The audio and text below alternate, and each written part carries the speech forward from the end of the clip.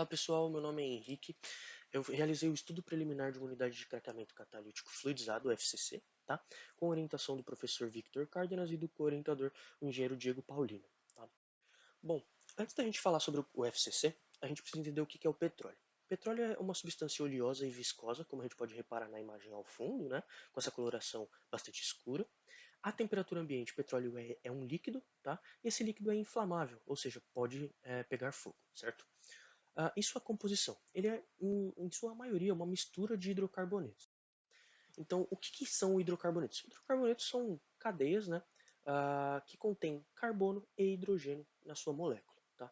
E aí, esses hidrocarbonetos podem ser lineares, ramificados, podem ser aromáticos, então que contêm o benzeno em sua estrutura, né, por exemplo. Tá bom?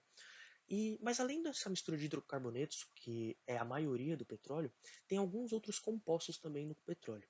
Então pode ter na molécula do petróleo enxofre, então representado pelo S, os nitrogênios em sua cadeia, então o N aqui, podem ser oxigenados, então contendo oxigênio na sua cadeia, e podem apresentar também metais, como por exemplo ferro, níquel e vanádio, entre outros também, outros metais, mas bem em pequena quantidade. Tá?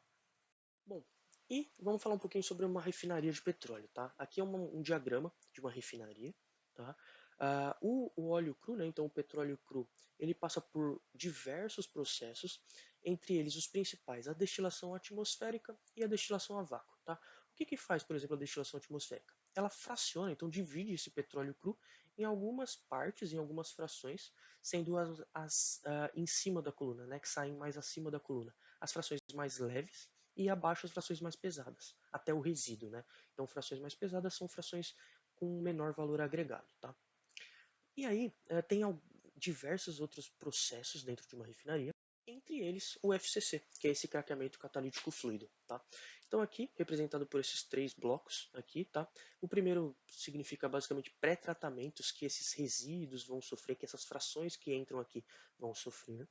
Esse primeiro aqui, esse do meio, desculpa, é o reator de FCC, então onde ocorrem as quebras das moléculas, ou seja, o craqueamento catalítico das moléculas, e o fracionador, que vai dividir também o efluente aqui do reator em algumas frações, em algumas partes, em alguns produtos. Tá? Bom, e aí o craqueamento catalítico. Essa sigla FCC vem do inglês, que é Fluid Catalytic Cracking, que nada mais é do que craqueamento catalítico fluido. Tá? E o objetivo do FCC é converter frações pesadas do petróleo em frações mais leves. Então, por exemplo, o resíduo da destilação atmosférica pode entrar na unidade de FCC e transformar esse resíduo, que era quase inútil, né, em frações utilizáveis, em produtos utilizáveis do petróleo. Tá? Então, quais são esses produtos que o FCC pode produzir? Principalmente, tá? Temos a gasolina, então uma gasolina até de uma boa octanagem, ou seja, uma boa qualidade, tá? Também o GLP, que é o gás liquefeito de petróleo, que nada mais é que o gás de cozinha, né? A gente está vendo os botijões aqui atrás. É o gás de cozinha que a gente faz o fogo para cozinhar nossos alimentos. E mais outros dois produtos, o óleo de ciclo leve e óleo de ciclo pesado, tá? Que, por exemplo, podem ser utilizados como matéria-prima em uma indústria petroquímica para fazer o diesel, o óleo diesel, ou seja, um outro combustível, tá? Bom, e onde o engenheiro químico pode atuar dentro desse universo todo, né? Então a gente pode atuar nas plataformas de petróleo mesmo, então lá em alto mar, onde ocorre a extração do petróleo. A gente pode atuar na simulação e no controle de processos, então controlando todos esses maquinários aqui atrás, esses equipamentos aqui atrás, né? Ou então simulando o processo em algum software para buscar melhorias no processo. A gente pode atuar na questão de segurança e meio ambiente, então na segurança dos operadores, né? Ou na preservação do meio ambiente, por exemplo, evitando que ocorra derramamento de óleo, derramamento de petróleo, né? No mar, por exemplo.